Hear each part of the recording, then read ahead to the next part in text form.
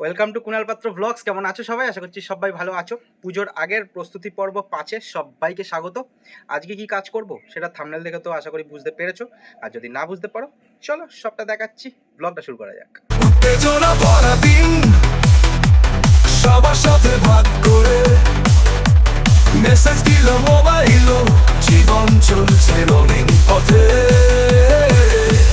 কুনালের life দেখো এত style, ইউটিউবে লাইভ লগিং এর ফাইল।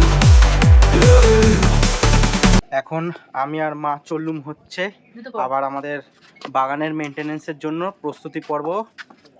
কত জানা ছিল, যাই হোক প্রস্তুতি পর্ব আমাদের দুর্গাপুজোর আগে যেটা দেখতে পেয়েছো আগের দিনও, তো আজকেরও কিছু কাজ আছে। তো কি কাজ? ও আর একটা জিনিস লাগবে, তো সেটা নিচ্ছি। তাহলে চলো কি সেটা দেখাচ্ছি। এখন এই যে দুটো অস্ত্রশস্ত্র নিয়ে নিয়েছি, কাজ করব। কিন্তু তার আগে বলি, এই যে বন্যা পরিস্থিতি চলছে চতুর্দিকে আর ঘাটালের অবস্থা খুবই খারাপ, তো আমি তার মধ্যে একটা একটু মজার কথা বলতে চাই। মানে তোমরা বা আমরা এখনো কতটা সৎ রয়েছি তার একটাই কারণ, আমরা একজন পলিটিক্যাল লোকের কথা বিশ্বাস করে নিলাম যে তিনি বলেছে যে হ্যাঁ এই জিনিসটা হবে। মানে কতটা সৎ, তোমরা অনেক সৎ। আমি দেবের কথা বলি, দেব বলেছে যে ঘাটাল মাস্টার প্ল্যান হবে, ঘাটাল একদম ঠিক হয়ে যাবে। তো তোমরা সবাই ভেবে নিলে কি যেদিন ভোটে জিতলো সেদিনকে আবির খেললো, পরের দিন থেকেই চলে আসবে ঘাটালে সব প্ল্যান করতে, তারপরের দিন থেকে কাজ শুরু হয়ে যাবে। আরে একজন পলিটিশিয়ানের কথা বিশ্বাস করবে না। আর ঘাটাল মাস্টার প্ল্যান মানে হচ্ছে যে ঘাটালের বন্যা হলে কি করে রাস্তায় থাকতে হবে, কি করে জল না খেয়ে থাকতে হবে, কি করে খাবার না খেয়ে থাকতে হবে, সেই বিষয়ে প্রশিক্ষণ দেবে, বুঝেছো? যে ওই জন্য হচ্ছে ঘাটাল মাস্টার প্ল্যান। ঘাটালের উন্নতির জন্য বলেনি ঘাটাল মাস্টার প্ল্যান। এটা দেখো কতদিন বাদে হয়। তো এটা অনেকের খারাপ লাগতে পারে, অনেকের ভালো লাগতে পারে। আমি একটু মজা করে বললাম, কিন্তু কথাগুলোর কিন্তু একটা ভিত্তি আছে। আরে দাঁড়া, 5 বছরের জন্য তো হয়ে গেল, আবার কি ঘাটাল আর ফাটাল করে দেবে? হ্যাঁ, পলিটিক্যাল লোকের কথা কখনো বিশ্বাস করবে না।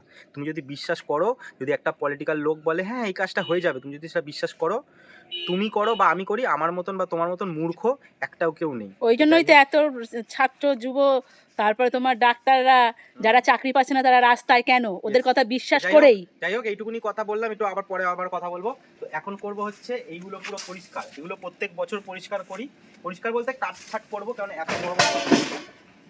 আচ্ছা, বাবার সাইকেল পড়ে গেছে, থাক থাক থাক থাক, কি আর করা যাবে। তোমরা সবাই দেখো আমাদের বাড়িটা কত সুন্দর লাগে, পুরো গ্রাম্য গ্রাম্য পরিবেশ লাগে, সত্যি সুন্দর লাগে। কিন্তু এর পেছনে যে কত খাটতে হয় তার কোনো টাইম টেবিল নেই, তাই তো? তো আগের দিন আরেকটা কথা বলি, কাজ করার আগে তোমাদেরকে দেখিয়েছিলাম যে ওখানে গাছ চুরি হয়ে গেছে, ভালো গাছ ওখানে লাগানো যাবে না। তো এই গাছ আমি বলেছি এই গাছই লাগাবি। গাছের ডালগুলো কেটে কেটে এইগুলো লাগাবো। কিন্তু এখন যদি আমি পুজোর আগে ওখানে লাগাই, জল পাবে না, মরে যাবে। তো এই ডালগুলো আমি যেখানে রাখছি, বড় বড় ডাল দেখে এর থেকে সব কেটে কেটে আমি একটা জলা জায়গায় বসিয়ে রাখবো, শেকড় বেরোলে গিয়ে পুঁতবো। শীতকালে একটা সমান করে কাটবি শুভ। কত গাছ কাটছে দেখো, হ্যাঁ কত গাছ, যে কত যে বেরোবে তার ঠিক নেই। অনেক অনেক এখানে অনেক। এটা তো ভালো করে সব কাটছাট করবো, ঠিক আছে? আমি কিছুটা কেটে নিই, তারপর আসছি তোমাদের কাছে। তো আর একটা জিনিস করব, সেটা হচ্ছে এর আগে যে লিচু গাছটা বসিয়েছিলাম আমার পেছন দিকে আছে, ওটা তোমাদের দেখাচ্ছি। ওটাও একটুখানি পরিষ্কার করে দেবো, কারণ এই জায়গাটা পরিষ্কার হবে কি হবে না সেটা পুজোর আগে জানি না, কিন্তু লিচু গাছটা একটু পরিষ্কার করে দেওয়া দরকার। আও আও আও আও আও ধরো, আস আস আস আস। তো দেখো কত পরিমাণ এখানে ডালপালা সব জড়ো করে দিয়েছি। তো এখনো অনেক পরিমাণ বাকি আছে, এত পরিমাণ সব হয়ে গেছে ডালপালা জড়ো, এখন অনেক কিছু বাকি আছে। আর এই দিকটা আমার একটুখানি দেখাও, এই দিকটা মোটামুটি পরিষ্কার, ওই দূর থেকেই দেখো, দূর থেকেই। হ্যাঁ এই দিকটা দেখো পরিষ্কার হয়ে গেছে, আরও কোনার দিকে কিছুটা বাকি আছে।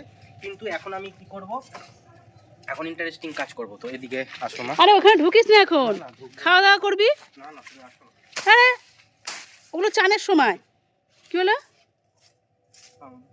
দেখেছো, ভয় পেয়ে গেছে। দেখো এই কুল গাছটা বসিয়েছিলাম, তো অবস্থাটা দেখো কি অবস্থা হয়েছে। কুল গাছ? এই কুল গাছ বলছি, কুল গাছটা এখানে কাটবে বলে কুল গাছটা ভুলে যাচ্ছে। লিচু গাছ, লিচু গাছটা বসেছিলাম, কি অবস্থা হয়েছে। এই লিচু গাছটা তোমাদের ডালপালাগুলো একটু ছেড়ে মানে পরিষ্কার করতে হবে, আশপাশে জঙ্গল। ওই যে শোঁয়া পোকা ওই গাছে ভর্তিও দেয়, এই জন্যই গাছ চুলকাচ্ছে। ওই দেয় এখানটা আয়, তাহলে বুঝতে পারবি। ঠিক আছে, ভর্তি শোঁয়া পোকা কিন্তু। ঠিক আছে থাক, হালকা হালকা করে দেবো, বেশি না। কথা বললে শোনে না, এটাই তো বিরক্ত কর আমার। কালকে আমি বাড়ি থাকবো, চানের সময় তুই করিস। আরে বেশি করবো না, জাস্ট এই যে চলা।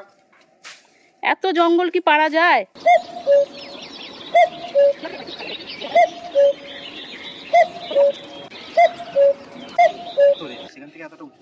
তোর মুন্ডুটাই কেটে দিলাম খানিকটা, হ্যাঁ? খানিকটা তোর মুন্ডুটাই কেটে দিলাম। আর কি এদিকে গাছের মুন্ডুটাও কিছু কেটে দিয়েছে, তুমি আমার মুন্ডুটাও ভিডিওতে কেটে দিচ্ছ। আর কি? হ্যাঁ, সত্যি। তাকে ওই বাদ বাকিটা আবার কালকে চান করার সময় বাবা।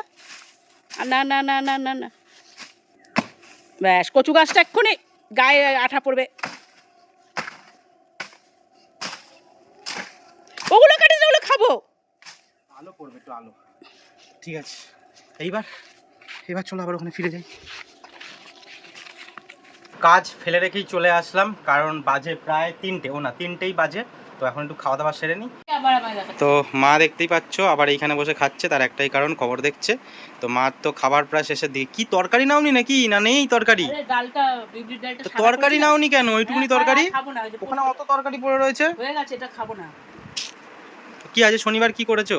বিউলির ডাল, আচ্ছা, আর পটল ভাজা, আচ্ছা পোস্ত, আলু পোস্ত, আচ্ছা সোয়াবিন আলুর তরকারি, আচ্ছা, আর কিছু না? ভাত, নুন। খাওয়া দাওয়ার আগেই এগুলো সব বেছে রেখে দিয়েছিলাম। এই দেখো সব পাতাগুলো ছাড়িয়ে রেখে দিয়েছি, এগুলো হচ্ছে মাটিতে পুঁতবো। সব বেছে রেখেছি, দেখলে তো কত ছিল। সেখান থেকে মাত্র এই কটা রেখেছি, মানে এই কটা বলতে আরও অনেক ছিল, সব ওইদিকে ফেলে দিয়েছি। এই কটা রেখেছি। এইবার এইগুলো হচ্ছে আমি এখন পুঁতবো, পুঁতে রাখবো, শেকড় বেরিয়ে যাবে, তারপর রাস্তার ধারে ধারে বসাবো। তো আবার লোকে তুলে নিয়ে যাবে, সেই কাজ কর না, এই গাছগুলো তুলে নিয়ে যাবে না। সব একসাথে যদি আমি পুরো লাইন দিয়ে বসিয়ে দিই তখন তুলে নিয়ে যাবে না। আর এই গাছগুলো অতটা তুলবে না, জানে এগুলো সব জায়গাতে পাওয়া যায়। তো তোমরা আগে বলো, এরকম কোন জায়গায় ব্লগ দেখেছো রাস্তায় গাছ বসানোর জন্য খাটাখাটনি হচ্ছে এরকম? তো এটা এইগুলো এখন যাতে ধরবে তার জন্য অনেকটাই খাটাখাটনি করতে হবে, কিন্তু করব। তোমরা তো জানো আমি এগুলো করতে ভালোবাসি। তো মা আমার সাথে রয়েছে, মারও একটুখানি অসুবিধা হচ্ছে, কারণ খাওয়া দাওয়ার পরে রেস্ট পাচ্ছে না। মা আমার সাথে সাথে এই করছে। তারা আমি ওদিকে চলে যাই। চলে এসেছি এইখানে, এই জায়গাটা একদম ভিজে রয়েছে। আবার বলছেও তো বৃষ্টি আসবে। মা একটুখানি এইখানটাতে আসো, নয়তো আমার সাউন্ড শুনতে পাবে না সবাই। তো কদিন বাদে বলছে আবার বৃষ্টি আসবে, এখানে আবার জল জমে যাবে।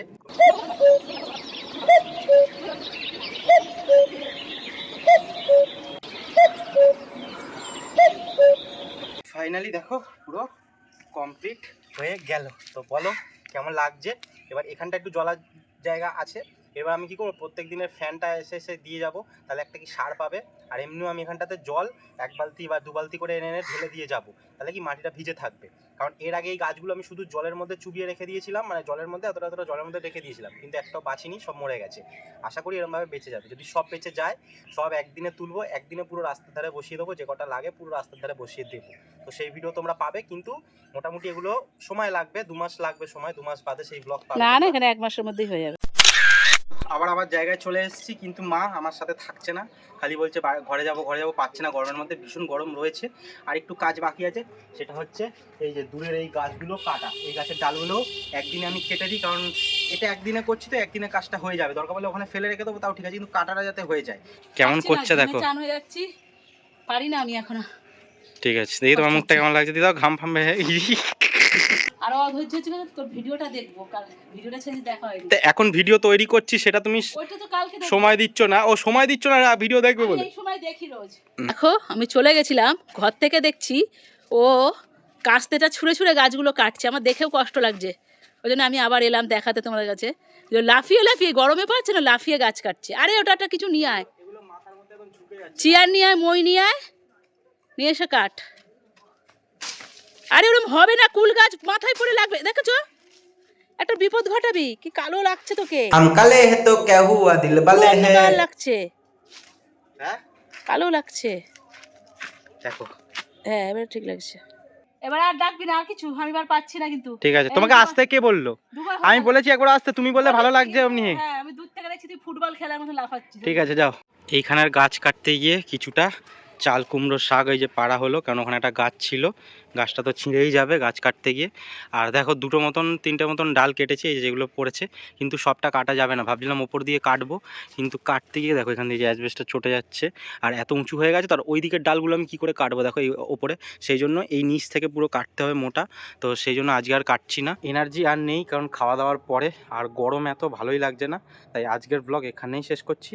তো বাদ বাকি কাজ আবার কালকে করব। তো কেমন লাগলো এটা প্লিজ জানিও। দেখা হচ্ছে নেক্সট ভিডিওতে। সবাই ভালো থেকো, সুস্থ থেকো, সাবধানে থেকো। Take care, tata.